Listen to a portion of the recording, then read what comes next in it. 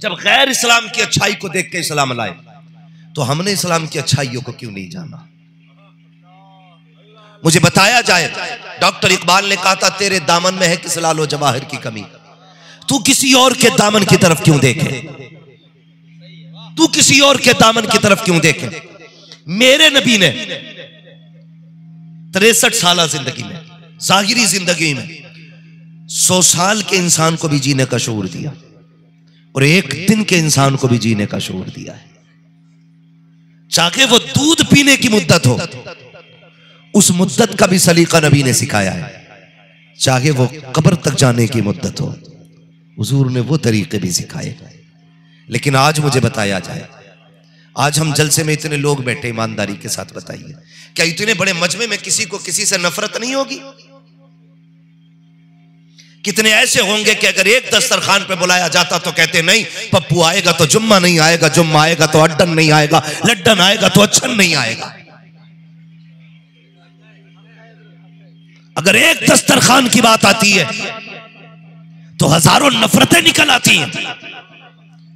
और यहां मां के नाम पे नारे लगवाए जाएं, नबी के नाम पे नारे लगवाए जाएं। जब जलसे में एक जगह हुजूर के नाम पे बैठ सकते हो तो फिर दस्तरखान पे एक जगह हुजूर के नाम पे क्यों नहीं बैठ सकते हो? क्यों नहीं निकाल के फेंक देते ये दिलों की नफरतें? किस दिन के लिए पाली जा रही हैं ये नफरतें? मुझे बताया जाए, आज किसी ने बैठने से पहले कुर्सी देखी कि किसके बगल में बैठ रहा हूं? आज तो जहां जगह मिली वहां बैठ गए, ये सोच करके अगर यहां ना बैठ सके तो फिर खड़े होना पड़ेगा। ये भी तो सोच, अगर आज इससे सलाम नहीं किया तो कयामत में जवाब बड़ा मुश्किल पड़ जाएगा। ये सोच के माफ करने के हौसले रखा करो, ये सोच के माफ करने के हौसले रखा करो। खुदा की कसम, इस्लाम ये सिखाता है जो जितना ज्यादा ताकत वाला है उसकी जिम्मेदारियां उतनी ज्यादा होती है। बुरा मत मानना, आज तो मकान ऊंचे भी इसलिए बनाए जाते हैं ताकि मुझसे ऊंचा मकान मोहल्ले में किसी का नहीं होना चाहिए। वो किसी ने कहा था कितने कम ज़र्फ हैं ये ऊंचे मकानों वाले, हम गरीबों का तो सूरज भी छुपा लेते। हम तो मकान भी इसलिए ऊंचे करते हैं कि इसके घर की हवा मेरे घर से रुक के ठहर के रुक जाए। देख खुदा की कसम, कभी 5 स्टार के खाने में वो मजा नहीं आता जो अपने आगे का उठा के किसी भूखे को खिलाने में मजा आता है। यह इस्लाम है और यही मेरे नबी की दी हुई तालीम है। खिलाया करो कभी किसी को, हम क्या नहीं करते हैं। वलीमा होता है तो प्रधान भी आया, ठेकेदार भी आया, प्रधान भी आया, मंत्री भी आया, विधायक भी आया, सबको चूटियां तोड़ करके दावतें दे के बुलाया गया। कहता प्रधान जी तुम नहीं आओगे तो मेरी नाक कट जाएगी, नेताजी तुम नहीं आओगे तो समाज में किसको मुंह दिखाऊंगा? प्यारे बता तो सही, प्रधान के दरवाजे पे 6 बार गया, विधायक के दरवाजे पे 12 मरतबा गया, तेरा बूढ़ा बाप भी टूटी चारपाई पे बैठा था, एक बार उसके पास गया कि नहीं? तूने कहा कि नहीं कहा? बाबा दस्तरखान पे पहले रुकने पे तेरा हक है, मेरे घर की चारपाई पे पहली जगह तेरी है। क्या तूने ये नहीं कहा ए अब्बा पहला मेहमान तू बनेगा? तुझसे कहा जाता है यार सबको बुला लाया, अपने बाप को बुला के क्यों नहीं लाया? तेरा सगा भाई तेरे करीब में रहता है, एक बार उसके दरवाजे पे क्यों नहीं गया? तो कहते देखो अब्बा ने यारों के सामने डांट दिया था इसलिए उससे मेरी बनती नहीं है, भाई मुझे अपना नहीं मानता है इसलिए उसके दरवाजे पे नहीं जाऊंगा। वो गैरत आनी चाहिए। डांटने वाले बाप नसीबों से मिला करते हैं, कल अगर ये बाप नहीं होगा दुनिया इज्जत करेगी। इसी डांट को तरस जाओगे और सोचोगे काश मेरा बाप होता, कभी कान पकड़ता, कभी गिरबान पकड़ता, कभी नालायक कहता, कभी घर से निकालता। खुदा की कसम उसकी डांट में भी प्यार होता है, उसके लहजे में भी प्यार होता है। आज बाप है तो इज्जत कर लो, आज बाप है तो एहतराम कर लो। तुमने दुनिया को बुलाने के लिए जूतियां तोड़ी, अपने बाप को बुला के न ला सके। जरा उठा के तो देखो तारीख सलाम की, क्या यही सलाम है? जलसा कर करके 1 साल के लिए सो जाना ये काफी नहीं है, बल्कि आज जो सुना जाए उस पे अमल करने की कोशिश करना। प्यारे कभी हालात झांकने की कोशिश करो तो घर के अंदर बैठा है ये तेरा अपना है, जिस भाई को नाराज करके बैठा है वो भी तेरा अपना है। क्यों भूल गया है तू अपनों को माफ नहीं कर सकता है? यार तू नहीं जानता है तेरे बच्चे भाई के बच्चे ये अपने जैसे लगते हैं, तुझे नहीं लगता है? जब शादी तेरे बेटे की थी तो तेरे भतीजे नए नए कपड़े लेके आए थे, भतीजियों ने नए कपड़े बनाए थे, और बाप ने कहा था बेटी तुम्हारे चचा से मेरी बनती नहीं है, ये कपड़े क्यों लेके आ रही हो? तो सगी बेटियों ने कहा था अब्बा उसकी आपसे नाराजी है, हमारा तो चचा लगता है, हमें आवाज देगा हम तो जाएंगे। लेकिन खुदा की कसम इतना बेगैरत हो गया इंसान, तू दुनिया को दावत दे के आ गया, सगे भतीजे दरवाजे पे इंतजार करते रहे, शायद चचा अब आता होगा, अब आता होगा। तेरे दस्तरखान पे अमीर भी खा के चले गए, गरीब भी खा के चले गए, जो हड्डियां बची थी उन्हें भी कुत्ते लेके चले गए। अगर तुझे याद नहीं आई तो सगे भाई की याद नहीं आई। चल यार मैं मानता हूँ भाई से तेरी नहीं बनती, लेकिन औलाद जैसे भतीजे, बेटी जैसी भतीजियां, एक बार उनसे तो जाके कह देता चल बेटी मेरे घर चल। खुदा की कसम ये घर के अंदर चेहरे छुपा के रोते रह गए, और तू कहता है बड़ा शानदार वलीमा रखा, बड़ी शानदार दावत रखी। अरे दुखते हैं ऐसे खाने पर जिसमें अपने शामिल ना हो। महबूब फरमाते हैं जिस दावत के अंदर गरीबों को न पूछा जाए वो वलीमा वलीमा नहीं होता है, मगर सुनो जिस खाने में अपने ना आए वो खुशी नहीं होती है, बल्कि वो मैयत का खाना होता है। अल्लाह अल्लाह अल्लाह, क्या कहना, वाह वाह वाह वाह वाह। पहले बुलाओ अपनों को, पहले बुलाओ। दुनिया में नोतने का हक बाद में है, अपने घर में नोतने का हक पहले है। हर दिन ये भले चटनी से खाते थे लेकिन अपने घर खा लेते थे। तेरे घर का वलीमा क्या देखा, आज इनके हलक से ना पानी भी नहीं उतरा। बेटा बाप को देख के रोता रहा, बेटी बाप को देख के रोती रही। खुदा की कसम वो नए कपड़े जो भतीजियां खरीदती हैं वो कफन से ज्यादा खतरनाक लगते। अपनों की खुशियों पे पानी ना फेरा करो यार, मना के देखो अपनों को, फिर देख अल्लाह कितना राजी होता है, अल्लाह कितना राजी होता है। तुमने रिश्ते भी निभाने नहीं सीखे यार, तुम तो ये भी ना जान सके अपने क्या होते। दौलत सब कुछ नहीं है, जिस दिन मर जाओगे सब खत्म है। अरबों खरबों के ढेर लगा जाओ, जब घर से निकलोगे कुछ तुम्हारी मुट्ठी में नहीं होना है, सब रखा रह जाएगा। किसके लिए लड़ते रहे अपनों से? इस दौलत के लिए, इस पैसे के लिए जो न कब्र में तुम्हारे साथ जाएगी ना हश्र में काम आनी है। इज्जत किया करो अपनों की, अपने क्या होते हैं जानते हो? रिश्तों का मोल निभाना मेरे नबी ने सिखाया। रिश्तों का मोल निभाना यह हमारे हिंदुस्तान की तारीख थी।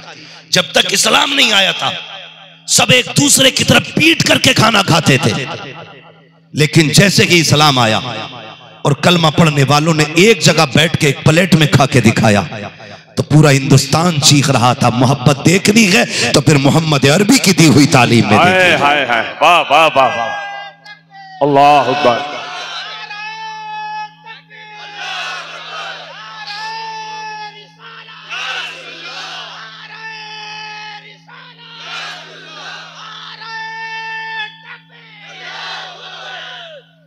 भाई हुजूर की तालीम ने प्यार सिखाया है, प्यार सिखा दिया मेरे नबी की तालीम ने।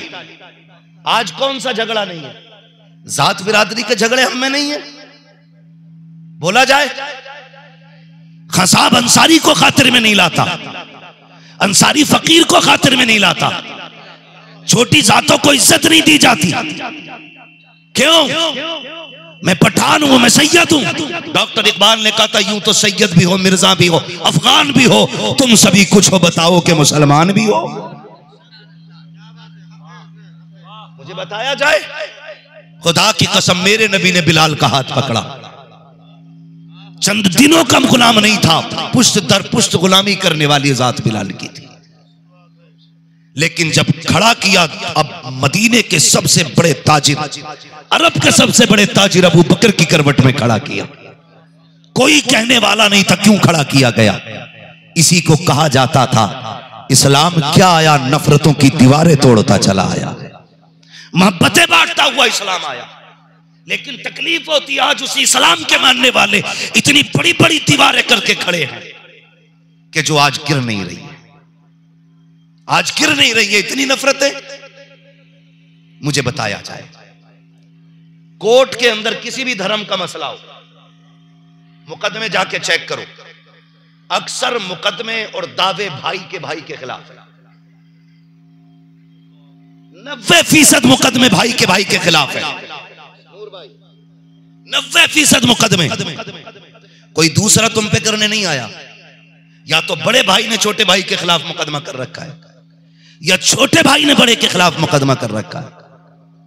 अच्छा, जब ये पुलिस आती है तो हमारे उत्तर प्रदेश की तो पुलिस भी ऐसी है कि सीधे मुंह बात भी नहीं करती। कई सूबों में जाओ, बड़े शरीफ पुलिस वाले मिलते हैं, लेकिन यहां पहले ही गाली से बात की जाती है। मुझे बताइए, तुझे गाली दी जाए या तेरे भाई को गाली, तो मां बाप को लगी ना? खुद बताया जाए, जब वो मां की गाली बके या बहन की गाली दें तो दोनों भाइयों की बहन तो एक है ना, मां भी एक है। फिर तुम ये क्यों करते हो कि अपनी मां को गाली दिलवाते हो किसी से? मुझे एक बात बताइएगा, तुमने कभी सोचा कि भाइयों में आगे जाके नफरत क्यों हो जाती है?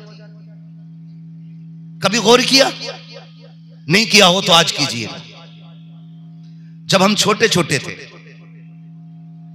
स्कूल या मदरसा जाते थे, मेरा मदरसा अलग, मेरे भाई का मदरसा अलग था। मैं आधा घंटा पहले आता, मेरा भाई आधा घंटा बाद में आता। ये हर घर की कहानी है। मां कहती बेटे हाथ धो ले, खाना खा ले, तो जो पहले आता वो कहता नहीं मां, पहले भाई आएगा उसके बाद खाना खाया जाएगा। ये बचपन में भाई का भाई से प्यार था। अगर बाप बाजार से लाके कोई चीज बांटता, आज भी देख लेना जब बच्चे घर में हो, बाप कोई चीज बांटे, अब्दुल कादिर भाई पहले हम अपना हिस्सा लेते हैं, उसके बाद अपना हिस्सा यूं करके कहते हैं मेरे भाई का हिस्सा दिया जाए। कहां है वो? बाहर खेल रहा है।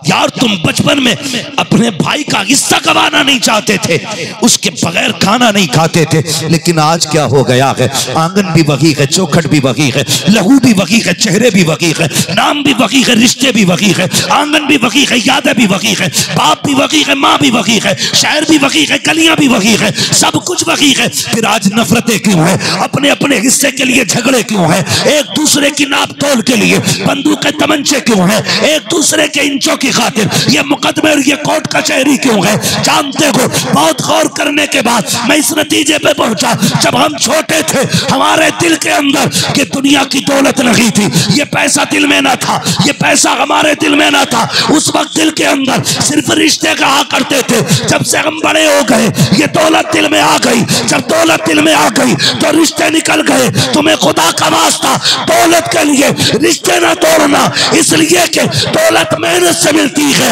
और रिश्ते खुदा की कसम नसीबों से मिला करते हैं। नारे तकबीर, नारे रिसालत, फैज़ाने इमाम हुसैन, फैज़ाने गौसे आज़म, नारे तकबीर, नारे रिसालत। ये हमारा सबसे बड़ा अलमिया है कि हम रिश्ते निभाना नहीं जानते। कितने बदल गए हैं हम, कितने बदल गए हैं। मौसम के साथ हम भी बदलने लगे, दौर के साथ हम भी बदलने लगे।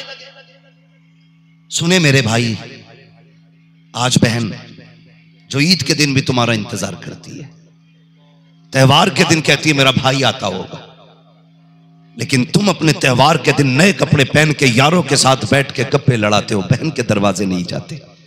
जरा दिल पे हाथ रख के बता, तू स्कूल जाता था, तेरी ड्रेस किसने तैयार की? तेरा टिफिन कौन बांधता था? सुबह के वक्त में तेरी कमर पे बस्ता कौन रखता था ला करके? बैठकर तेरे कदमों में तुझे जूते कौन पहनाता था? तुम तो स्कूल से आए, टाई अलग, ड्रेस अलग, जूता अलग, लेकिन अगले दिन सारा प्रेस शुदा मिलता था, एकदम क्लीन सारा सामान। और फिर तुम घर से चलने लगे, तुम्हें ठोकर लगी, पैर पे जूते पे छींट आ गई, तुमने वहीं रुक के कहा बहन जरा कोई कपड़ा लाना। कहा क्या हुआ? मेरे जूते पे मिट्टी लग गई है। खुदा की कसम तेरी बहन आवाज सुन के पीछे नहीं पलटी कि कोई पुराना कपड़ा देख के लाए, उसने अपने सर की हया वाली चादर उतारी, वही चादर उतार के तेरे जूते पे रगड़ने बैठ गई। कभी तुमने कहा मेरी बहन बता ये मेरा जूता कीमती है या दुपट्टा कीमती है? वो ये कह देती मेरे भाई तेरे पैर के जूते पे हजारों चादरें कुर्बान कर दूंगी, इसलिए कि तू भाई नहीं है बल्कि मेरे जिगर का टुकड़ा भी लगा करता है। क्यों भूल गए उस बहन को? क्यों हो गई ये दूरियां रिश्तों में? आ तुझे बताऊं रिश्ते कैसे निभाए जाते हैं। मेरे नबी हिजरत करके मक्के से मदीना शरीफ आ गए। तवज्जो है? थके तो नहीं अभी आप लोग? हाँ बैठेंगे ना और थोड़ी देर। अल्लाह आपको सलामत रखे। सुने, मेरे हुजूर मक्के से हिजरत करके मदीना शरीफ आ गए। मदीना शरीफ आबाद हो गया करके। एक दिन एक जंग हुई। जब एक जंग हुई तो अल्लाह के महबूब ने फतह पाई। जो पकड़े गए थे दुश्मन, उन्हें कैदी बना के ले आए। मेरे नबी ने ऐलान किया, जिसे अपने कैदी छुड़ाने हैं वो अपनी पैसे दें और अपने कैदी छुड़ा के ले जाए। इत्तेफाक से उस जंग में शरीक होने के लिए उस कबीले के लोग आए थे जिस कबीले में मेरे महबूब की रिजाई बहन हजरत शीमा रहा करती थी। सगी बहन मेरे नबी की कोई नहीं थी, इतना तो पता है ना। बोले, ठंड ज्यादा लग रही है, बोलेंगे तो इंशाल्लाह थोड़ी गर्मी भी लगेगी। मेरे हुजूर की सगी बहन कोई नहीं थी। रिजाई बहन किसको कहते हैं? यानी वो औरत जिसने मेरे नबी को दूध पिलाया, उनकी बेटी। पहले अरब में क्या होता था, अमीरों के बच्चे औरतें ले जाती थी और अपना दूध पिला के उन बच्चों को पालती थी। फिर साल 2 साल के बाद वापस करके जाती और उसकी उजरत लेके वापस चली जाती थी। यह चलता था। तो जो मेरे नबी को लेके गई दुनिया, उस मां को हलीमा सादिया कहती है। उस मां को हलीमा सादिया कहा जाता है। और उनकी एक बेटी थी हजरत शीमा। अब जब हुजूर ने ऐलान नबुव्वत किया, उनकी शादी कहीं हो गई, कहीं जाके रहने लगी। चूंकि वो दुनिया में हुजूर से पहले तशरीफ लाई थी, तो उनके कबीले के कुछ लोग कैदी बनाए गए। तो हुआ कि भाई चलो कैदी छुड़ाने, तो अब जरा चंदा किया जाए। सुनना बहुत गौर से बहन क्या होती है। अंदाज़े बयां मेरा बहुत शौक नहीं है, शायद कि उतर जाए तेरे दिल में मेरी बात। मैं खाली नारे लगवाने नहीं आया। मैं चाहता हूं, इतनी मेहनत की इन कमेटी के बच्चों ने, ये महीनों से जाग रहे होंगे, तोड़ रहे होंगे। आज जलसा ये सालों की मेहनत का नतीजा है। आज के बाद अगर किसी मां को इज्जत मिल गई, किसी भाई को इज्जत मिल गई, किसी बहन को प्यार मिल गया, तो समझ लेना आपका जलसा कराना कबूल हो गया। सिर्फ इसलिए मैंने आज इस मौजू का इंतखाब किया ताकि आप कुछ हासिल करें। बहुत दूर होते जा रहे हैं हम अपने दीन से। तो ऐलान किया पूरी बस्ती के अंदर चंदा इकट्ठा किया जाए, हमें अपने कैदी छुड़ा के लाने हैं। जब ये लोग चंदा करते करते करते करते उस दरवाजे पे पहुंचे जिस दरवाजे पे मेरे नबी की बहन रहा करती थी। कौन चंदा लेने आए? किस चीज का चंदा? का अपने कबीले के लोग कैदी बना लिए हैं, उन्हें छुड़ाना है। हजरत शीमा पूछ बैठी, किसने कैदी बनाए हैं? इत्तेफाक से किसी के मुंह से निकल गया, मोहम्मद इब्ने अब्दुल्ला ने कैदी बनाए हैं। जैसे ये नाम आया, आंखों में चमक आ गई। कहने लगी, एक बार और बताओ, किसने बनाए कैदी? का मोहम्मद इब्ने अब्दुल्ला ने। का कहां रहते हैं? कहा मदीने में। का ये बताओ कि किस कबीले से ताल्लुक रखते? कहा हां, वो खानदान कुरैश से ताल्लुक रखते। अच्छा, कहां पैदा हुए? कि मक्के में। हिजरत करके मदीने आए, ऐलान नबुव्वत किया। हम उन्हें मिटाने गए थे, उन्होंने हमें ही पकड़ लिया। तो कहने लगी, फिर ऐसा करो, चंदा बंद करो। कहा क्यों? कहा अब चंदे की जरूरत नहीं है, उनके दरवाजे पे मुझे ले चलो। बोलो यार सुभान अल्लाह। उनके दरवाजे पे मुझे ले चलो। जब इतनी बात सुनी, कहने लगे, तू क्या करेगी?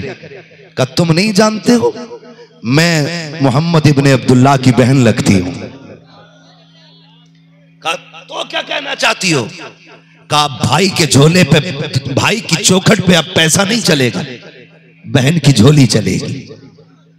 लेके चलो, बिना पैसे के छुटा के लाऊंगी, बस लेके चलो उसकी चौखट तक। अब वो दौर निकल चुका है जो कोई भी आके कूड़ा डाल दे।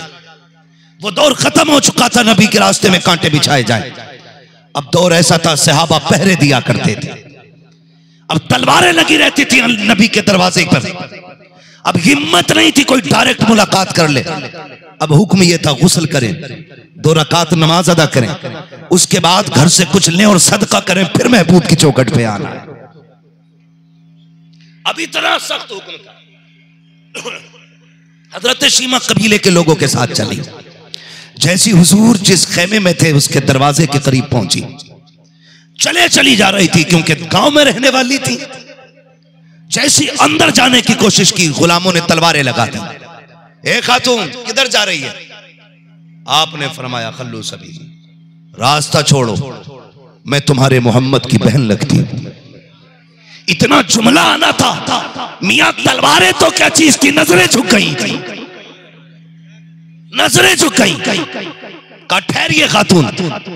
हजरत शीमा ने कहा जाओ पूछो जाकर के मैं उनकी बहन लगती हूं कि नहीं। एक सहाबी दौड़ के गए, या रसूल अल्लाह, एक देहाती खातून है, कहती मैं तुम्हारे नबी की बहन लगती हूं। आका फरमाते मेरी सगी तो कोई बहन नहीं है। सहाबा उससे पूछ के तो आओ वो कैसी बहन है, कौन है मेरी बहन। जैसी वो दौड़ करके आए, कहा महबूब ने पूछा कि बताओ तुम कैसी बहन लगती हो। हजरत शीमा ने कहा जाओ उनसे जाके कहना एक बार बचपन में मेरी गोद में थे, मेरे मुंह से कोई रब की शान के खिलाफ जुमला निकल गया था, उन्होंने बचपन में अपने दांत मेरे बाजू में गाड़ दिए थे, आज तक मैंने उन दांतों के निशान को मिटने नहीं दिया है। दूसरी निशानी ये है, अगर वो पूछे मैं कौन हूं, कह देना आज वही आई है जो तुम्हें गोद में लेके कहती थी अल्लाहुम्मा इब्क़िलना मुहम्मदा, या अल्लाह मेरे मोहम्मद को सलामत रखना। जैसे सहाबी अंदर गए हैं, या रसूल अल्लाह वो खातून कह रही है बचपन में मेरे कंधे पे दांत लगाए थे, आज तक दांतों का निशान है, मैं वो हूं जो गोद में लेके कहती थी अल्लाहुम्मा इब्क़िलना मुहम्मदा।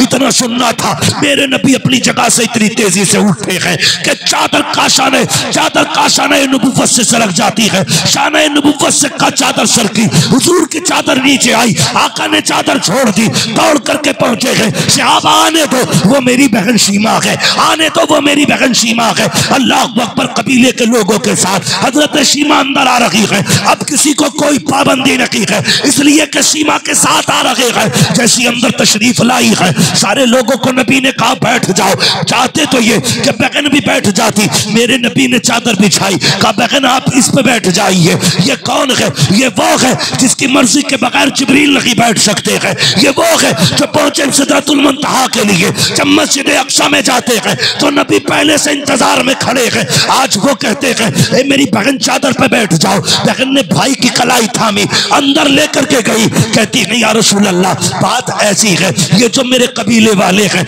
ये चंदा कर रहे थे, मैंने तेरे रिश्ते पे नाज करके कह दिया चंदा ना करो, मुझे लेके चलो, वो मेरा चेहरा देख के तुम्हें ऐसे ही दे देंगे। कहा मेरे भाई आज मेरी इज्जत बचा लेना। जैसी हजरत शीमा ने झोली फैलाई है, मेरे नबी की आंखों में आंसू आ गए। लेकिन क्या बात कर रही है? जैसी झोली फैला के कहा था भाई आज खाली ना लौटाना, मेरे नबी ने कहा झोली छोड़ दो, अब ये सौदा यहाँ नहीं होगा बल्कि तेरे कबीले के लोगों के बीच में होगा। अब मेरे सरकार हजरत शीमा के साथ आए हैं और कबीलों के लोगों के बीच में बहन को चादर पे बैठाया है, खुद सामने बैठ जाते हैं, नबुव्वत वाली आंखें बरस रही है। आका फरमाते हैं शीमा मांग क्या मांगना चाहती है? कहती है या रसूल अल्लाह जितने भी मेरे खानदान के कैदी हैं वो सारे आजाद कर दिए जाएं। अब से पहले जब भी आका काम करते थे तो मशवरे से करते थे, लेकिन आज शीमा ने जब अपने कबीले के कैदी मांगे हैं मेरे नबी ने मशवरा नहीं लिया है, किसी से पूछा नहीं है। कहा सहाबी जिसके पास जो कैदी है वो लाके मेरी बहन की झोली में डाल दिया जाए। आज बहन भाई के दरवाजे पे आई बैठी है। उसके बाद कहा था ए बिलाल जल्दी कीजिए, क्या करना है? कमाल गनीमत में जो हमारे हिस्से का माल है वो बहन की झोली में लाके डाल दिया जाए। पैसे डाले गए, 2000 बकरियां पैगंबर ने दी, एक चादर भी बहन को अता की। उसके बाद आका आंसू बहा के कहते हैं ए बहन आज के बाद कोई भी जरूरत पड़ जाए खुद मत आना, खबर भेज देना, मैं खुद चल के चला आऊंगा। ये आका ने कहते हुए रोते हुए बहन को रुखसत किया। जब आका रुखसत कर चुके हैं तो सहाबा ने कहा था या रसूल अल्लाह ये तो बता दीजिए ये खातून कौन है? तब मेरे नबी ने कहा था सहाबा ये कोई और नहीं बल्कि मेरी बहन शीमा है। आका से कहते सहाबा आका इतना क्यों नवाजा? कहा सिर्फ आज शीमा को न दिया बल्कि कयामत तक आने वाली हर बहन को मैंने दे दिया है। आका कहना क्या चाहते हैं? आका फरमाते हैं इसलिए मैंने इतना दिया ताकि कयामत तक किसी भाई के दरवाजे पे अगर बहन आ जाए तो खाली नहीं जानी चाहिए बल्कि अपनी खाली झोली को झोली भर के जानी चाहिए। ये तालीम मेरे नबी ने, ये इस्लाम है हमारा, ये दीन है हमारा। मैं आपसे इतना कहना चाहूंगा, खुदारा इस्लाम के रूल्स फॉलो करो, फिर देखो हर घर से मोहब्बत की खुशबुएं निकलेंगी, कोई नहीं रोएगा। प्यार बांट के देखिए, फिर देखिए कितनी बहारें आती हैं, बहारें कितनी आती हैं। मैं हर पीर घराने की बात तो नहीं करता, अलबत्ता कभी अगर रिश्ते देखने हो तो बिलग्राम शरीफ आना, सैयदों की चौखट देखना। खुदा की कसम, भाइयों को देखना तो ऐसे देखना, पता ही नहीं चलता छोटा भाई कौन है बड़ा कौन है, पता ही नहीं चलता। वहां बड़े छोटे के लिए खड़े हो जाते हैं, छोटे बड़ों के लिए खड़े हो जाते हैं। हर पीर से दीन न सीखना, उस पीर से दीन सीखना जिसके सीने में नबी की बातें हो और जिसकी आदत में नबी का किरदार झलकता हो। हाँ, और ना अक्सर पीरों को देखा है खानकाहों के चक्कर में गोलियां चल रही, अब्बा की गद्दी पे मैं बैठूंगा, हैं? ये कुर्सी मेरी है, ये गोलक मेरी है। ये झगड़े उन्हीं पे होते हैं जो खाने के आदी होते हैं, और ये उनमें झगड़े नहीं होते जो लुटाने के आदी होते हैं, जो लुटाने के आदी होते हैं। आना कभी बिलग्राम शरीफ, देखिए रईसुल अत्किया की हवेली, सरकार बादशाह के बिलग्राम के शहजादों को देखिए आकर के, फिर आपको पता चलेगा घर कैसे चला करते हैं, घर कैसे चला करते हैं। खुदा की कसम। और एक बात नूर भाई, आपने कहा ना काश फिर से लौट आए सैयदी अख्तर रजा, जब आप ये पढ़ रहे थे मुझे सरकार बादशाह मियां का एक जुमला याद आ रहा था। मैं हर ढोंगी पीर की बात नहीं करता, लोग अपने मफाद के लिए मसलक के आला हज़रत का नारा लगाते हैं, ताजुश शरिया के इश्क का दावा इसलिए करते हैं ताकि लूट खसोट में आगे जाएं। लेकिन सरकार बादशाह मियां साहब क़िबला, गालिबन कल की बात है, परसों कल गया था मैं, सरकार बादशाह मियां साहब क़िबला। मैं इस बात पे बहस नहीं करूंगा किसका कौन पीर है, मगर इतना कहूंगा कि खोल के पीर बनाना, आंखें बंद करके नहीं। अंधभक्त उधर नहीं है, इधर भी बहुत है। आंखें खोल के सरकार बादशाह मियां साहब क़िबला, इतना कहा उन्होंने सिर्फ कि मौलाना ताजुश शरिया क्या गए, बस सुन्नियत की बहारें चली गई। और इतना रोए 15 मिनट तक हजरत रोते रहे, और ये कह रहे थे आज जब हाल देखते हैं हमें ताजुश शरिया बहुत याद आते। ये दर्दमंद है उम्मत के, इन्हें प्यार है उम्मत से, ये आज भी रोते हैं हमारे लिए। हम घरों में एक नहीं होंगे तो मुल्क में एक कैसे होंगे?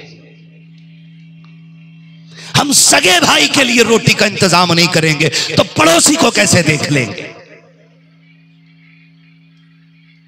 खुदारा मेरी हर पार्टी बंद पीर से गुजारिश है, जो मसलक का वफादार नहीं, हमारा उससे कोई लेना देना नहीं, लेकिन कम से कम जो मसलक के वफादार हैं उन्हें ना तोड़ा जाए। हम फिर अदब से कह रहे हैं, जो मसलक के वफादार हैं उन्हें धक्का ना दो। और खुदा की कसम रह गई मसलक के आला हजरत की बात, तो हमारा तन मन धन सब कुछ मसलक के आला हजरत पे कुर्बान है। नारे तकबीर, नारे रिसालत, फैजाने आला हजरत, फैजाने बिलग्राम शरीफ, फैजाने हुजूर ताजुश शरिया, नारे तकबीर, नारे रिसालत। मैं फिर डंके की चोट पे कहता हूं, रूह बीमार हो तब भी बिलग्राम आइए, जिस्म बीमार हो तब भी बिलग्राम आइए, जब रूह का इलाज करते हैं तो नजर डाल देते हैं, जब जिस्म का इलाज करते हैं तो भूख डाल देते हैं। आइएगा, देखो खुदा की कसम, वहां आज भी बगदाद वाले की खैरात बढ़ती है, आज भी बगदाद वाले की खैरात बढ़ती है। लगता है हुजूर के बेटों की गलियों में टहल रहे हैं। खुदारा ऐसे लूट खसूट वाले बंदों से बचिए जो आपके ईमान और अकीदे को बर्बाद कर दे, बचिए। और ऐसे शख्स से जुड़िए जो हम पे नजर भी रखता हो, हम पे करम भी करता हो। मैं खुदा की कसम खा के कहता हूं, मिंबर पे बैठा हूं, अगर गलत हो अल्लाह आज गूंगा कर दे, मगर मैं सच कह रहा हूं, यहां गढ़ी हुई करामतें नहीं, यहां पढ़ाई हुई करामतें बयान नहीं करते हम, जो देखा है हम वो बोला करते हैं। कितनी बार तो ऐसा हुआ कि बिना खबर किए आए, पता चला कि उन्हें पहले से खबर हो गई थी, पहले से खबर हो गई थी। और उनके जुमले ये हैं, सरकार बादशाह मियां साहब किबला फरमा रहे थे, मौलाना जो हमसे जुड़ जाता है फिर हम उसे अपने आप से दूर नहीं रखते हैं, वो कहीं भी रहे हमारी नजरों में रहता है। गलती करेगा हजारों की भीड़ में तो हम उसकी इस्लाह करते, हम उसे बताते, हम उसके पैसे पे राजी नहीं होते। हमारी कोशिश ये रहती है ये भी हुजूर के सदक़े में जन्नत में चला जाए। आज किसी प्रोपेगेंडे के बगैर संजीदगी से काम करना ये सबसे बड़ी करामत मानता हूं, सबसे बड़ी करामत। तो खुदारा आप लोग ये अहद कीजिए, जब तक जिंदा रहेंगे मसलक आला हज़रत पे कायम रहेंगे। बोले इंशाअल्लाह। मसलक आला हज़रत ये सूफियों का मसलक है, ये शरीफों का मसलक है, ये आतंकवादियों का मसलक नहीं है। ये उन लोगों का मसलक है जिनकी फितरत में भी रहम होता है, जिनकी आदत में भी रहम होता है। इसलिए मसलक आला हज़रत पे कायम रखिए। हाँ, मसलक आला हज़रत पे कायम रखिए और सीखिए मसलक आला हज़रत क्या है। मैं देखता हूं पीर कई कई घंटे भी तकरीरें करते हैं, ठीक है आपकी जिम्मेदारी है, लेकिन जरूरी है कम से कम 5 मिनट में जरूरी बात कह जाया करो। साहब आधा घंटा तकरीर कर रहे हैं, उसमें 6-7 गलतियां मार दी, अब पूरा साल इस्लाह करते हैं। तो कभी कभी डर भी लगता पीर साहब की तकरीर से, 2-4 बातें याद कर लो, वही कर लिया कर। इसलिए कि सुने, अगर आम बंदा फिसलता है ना तो अकेला गिरता है, लेकिन किसी कौम का धर्म गुरु फिसल जाए तो पूरी कौम फिसल जाती है। किसी भी कौम का गुरु फिसल जाए तो पूरी कौम फिसल जाती है। खुदारा संभल के चलिए, आपका कोई गलत जुमला किसी के ईमान का जनाजा ना निकाल दे।